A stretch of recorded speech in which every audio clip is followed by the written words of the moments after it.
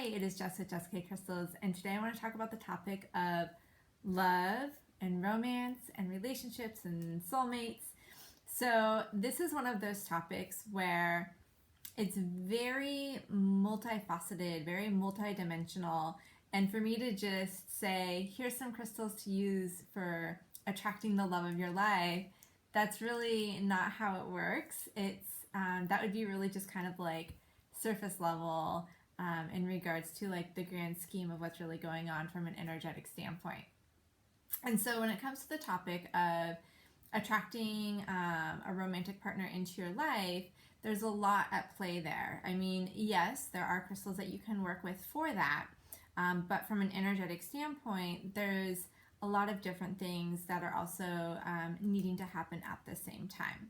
So the first element is kind of like that element of the heart chakra and self-love and healing any kind of emotional traumas or heartbreak that you maybe have experienced in the past. And so that's where something like a crystal can help come into play with that, because you can work with certain crystals to help open up the heart chakra, to help clear out old emotional traumas, and to raise that, to raise and balance the energetic vibration of the heart chakra. And so that's one element, because from an energetic standpoint, having the heart chakra open and in a mode of receiving, giving and receiving, that is one element that is, pretty integral in being able to connect with somebody from a love and romance perspective. And then the second element is that that self-love, because realistically, until you can get to a place of self-love, being able to give and receive love isn't going to be very balanced, I guess is the right word I'm looking for. Because if you aren't able to give yourself self-love, then it's hard for you to receive love. And there's also that over-giving aspect as well. So if you aren't in a place where you love and respect yourself, you're a lot of times going to be over-giving love in hopes of receiving something in return, but it's kind of an unbalanced scale, if that makes sense.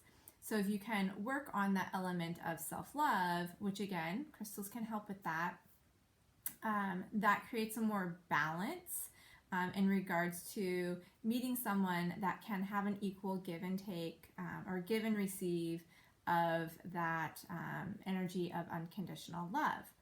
And then there's also the kind of like the intention or affirmation side of things, where you can work with certain crystals with that intention of connecting with someone, for love and romance, and using a crystal with that intention to help amplify the energy of connecting with a person that you might want to connect with. So there's a lot of different things at play. There's probably even more, but I'm just going to leave it at that for now. And then the crystals that you might work with in regards to all of these different elements. So you've probably heard of rose quartz. That's the most common one that people refer to when thinking about self-love and the heart chakra.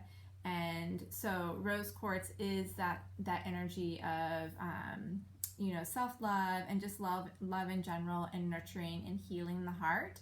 And it's a very common one as well. And when it comes to working with a specific intention and amplifying that intention, rose quartz is great because it has that silicate element to it. Another one that is really great is rhodonite. And so this is a more pink version of rhodonite. Here's another rhodonite, but it's a darker version of rhodonite. So this would be pink rhodonite. But rhodonite is another one that works with that heart chakra and that self-love element. So it helps you kind of learn how to tap into those elements of yourself that are unique to you, and loving those elements and amplifying those elements, and really just like owning those elements of you that maybe are unique and allow you to kind of love yourself at an even deeper level. Rhodochrosite is another pink one. And again, this one is really great for the heart chakra and good for emotional healing, especially with the heartbreak and grief, and just kind of allowing things to release and raise the vibration of the heart chakra back to what its optimal vibrational frequency would be. And then another one would be emerald. So the heart chakra also resonates with the color green. And so emerald, it can look a couple different ways. This is kind of a lighter version of emerald. This is a little bit darker with, you can see some darker matrix in there. But emerald is another one that is great for emotional heart healing and amplifying the energy of love and just healing the heartbreak and grief. And so those are some basics that I would recommend for the heart chakra. And again, the rose quartz would be optimal for putting an intention behind it as well. And so using these crystals, having them close to the heart chakra is going to be the most beneficial because that's the chakra we're primarily working with. And the solar plexus as well, because that's coming from a self-worth standpoint. But yeah, so wearing them as a necklace or sleeping with them on your nightstand, carrying them in a pocket or bra, somewhere on your body. The closer it is to your physical body, the easier it is for it to connect with the energies of your chakras. And so I hope that was helpful. That was kind of a lot of information jam-packed into a really quick video. But I hope that kind of helps make sense and helps you understand all the different elements that kind of go into like multi-dimensional, multifaceted with, connecting with and attracting in somebody from a romantic, soulmate, love perspective. So I hope that was helpful. And if you have any more questions, please let me know.